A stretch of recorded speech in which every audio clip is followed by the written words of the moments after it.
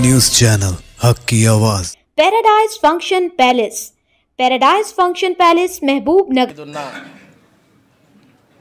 Congress party నాయకులకు పెద్దలకు మరి వేదిక ముందున్న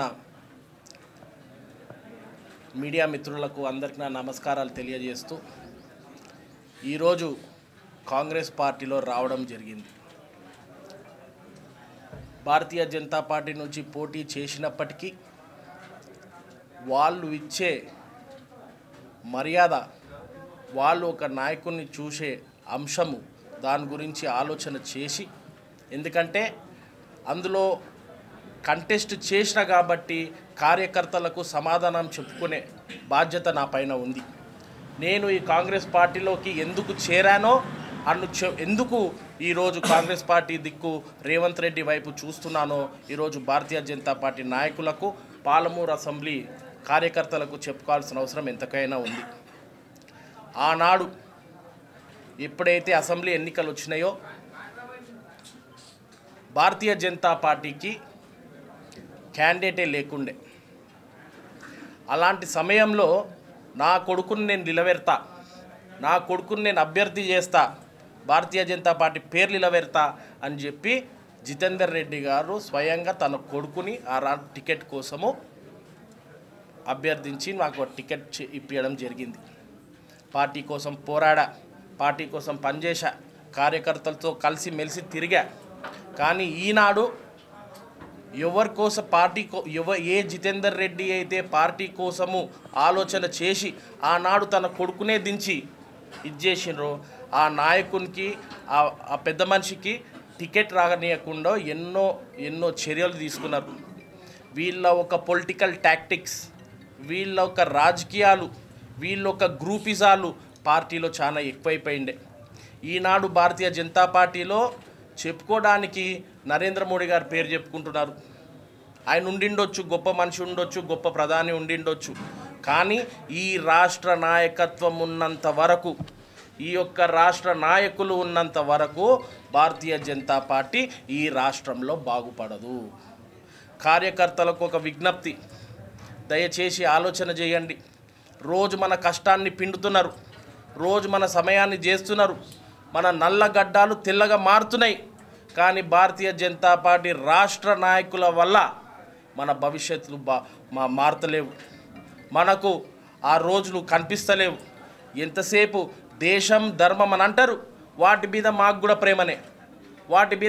ప్రేమనే, కానీ ఇలాంటి పాలిటిక్స్ ఆడుకుంటూ, ఇలాంటి ఎవరో నాయకుడు ఎదిగిపోతున్నాడు, ఎవరో నాయకుడికి అవకాశం వస్తుంది, ఎవరో నాయకుడు బాగుపడిపోతున్నాడు అనే విధంగా వీళ్ళ ఆలోచన తీరు చూస్తుంటే రేపొద్దున భారతీయ జనతా పార్టీ 5 సంవత్సరాల తర్వాత కూడా అదే పరిస్థితి ఉండబోతుంది. ఈనాడు జితేందర్ రెడ్డి గారికి టికెట్ రానప్పటికీ స్వయాన రేవంత్ రెడ్డి గారు ఒక రాష్ట్ర ముఖ్యమంత్రియే బాధపడి వారి ఇంటికి రావడం జరిగింది. అయినప్పటికీ భారతీయ జనతా పార్టీ నాయకుల్లో ఒక చలనం లేదు. అరే जित्तू भाई तुम किधर है, तुम पहले ఢిల్లీ चलो मैं तुम्हारे लिए बात करूँगा అని చెప్పి అడిగిన ఒక్క నాయకుడు లేడు. అరే వాళ్ళు వచ్చిపోయినరంట కదా మీ ఇంటికి, ఏం చేస్తున్నావు, ఎందుకు వచ్చిపోయినరు అని చెప్పి అడిగినా ఒక రాష్ట్ర నాయకుడు లేడు. ఇది భారతీయ జనతా పార్టీ రాష్ట్ర నాయకుల తీరు. ఈ విధంగా ఉన్నప్పుడు, పరిస్థితిని ఈ విధంగా ఉన్నప్పుడు ఏ కార్యకర్త బాగుపడతాడో ఒకసారి మనం ఆలోచన చేయాలి. ఒక ముఖ్యమంత్రి వచ్చి నువ్వు ఇంత పెద్ద నాయకుని అన్నా, నువ్వు పార్లమెంట్లో నువ్వు కాలు పెడితే నీవు మాకు మా రాష్ట్రానికి మేలు చేసేవాన్వేతావు అని చెప్పి ఆనాడు అన్న పరిస్థితి మనకు ఉండే. ఆ మాట ముఖ్యమంత్రి గారు అన్నారు. అలాంటి భరోసా ముఖ్యమంత్రి గారు కల్పించారు. అందుకే మేము కానీ, మా తండ్రి గారైన జితేందర్ రెడ్డి గారు కానీ ఒక ఆలోచన చేసినాం.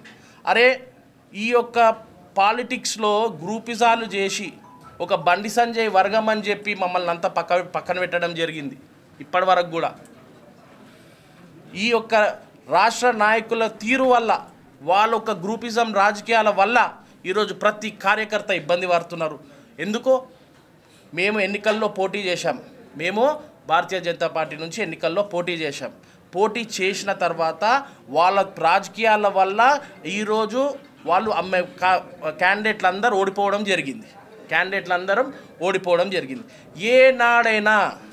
ఏనాడైనా ఆ రాష్ట్ర అధ్యక్షుడు కానీ కేంద్రంలో ఉన్న నాయకులు కానీ ఓడిపోయిన క్యాండిడేట్లను పిలిచి, అరే ఇంత ఖర్చు పెట్టినవు, పార్టీ కోసం ఇంత చేసినావు నువ్వు, లేకపోతే పార్టీలో మీకు ఇంత భవిష్యత్తు ఉంటుంది అని చెప్పి ఏ రోజైనా పిలిచి మాట్లాడినరా అని చెప్పి నేను అడుగుతున్నాను. ఈరోజు ఏ విధంగా వాళ్ళు ఈ యొక్క ఓడిపోయిన వాళ్ళని కూడా ఎట్లా ప్రోత్సహించే పరిస్థితి కూడా ఆ పార్టీలో లేదు. కార్యకర్త జీవితాలని బలి తీసుకుంటున్నారు. ఈరోజు ఎంతోమంది కార్యకర్తలకు అవకాశాలు ఇస్తా అని చెప్పి రోజు వాళ్ళ పార్టీ ఆఫీసుల చుట్టూ తిప్పుకుంటున్నారు. 30-40 ఏళ్ళు అవుతున్నాయి, అవకాశాలు దొరకలే.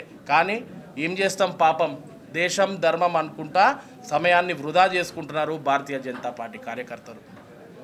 ఖచ్చితంగా ఇదంతా జనాలు గమనించాలి, భారతీయ జనతా పార్టీ నాయకులు గమనించాలి, వాళ్ళ యొక్క వ్యవహార స్థితి మార్చుకోవాలి. మాకు రేవంత్ అన్న మా ఇంటికి వచ్చి మమ్మల్ని ఇట్లా ఆహ్వానించినందుకు ప్రత్యేక కృతజ్ఞతలు తెలియజేసుకుంటూ, జితేందర్ రెడ్డి గారికి ఇంత మంచి అవకాశం ఇచ్చినందుకు రేపొద్దున కార్యకర్తగా కాంగ్రెస్ పార్టీలో పార్టీ కోసం పనిచేసి కార్యకర్తలతో పాటు ఉండి పార్టీ బలోపేతానికి పనిచేసుకుంటూ ముందుకెళ్తా అని చెప్పి తెలియజేస్తూ ఈ అవకాశం ఇచ్చినందుకు ధన్యవాదాలు.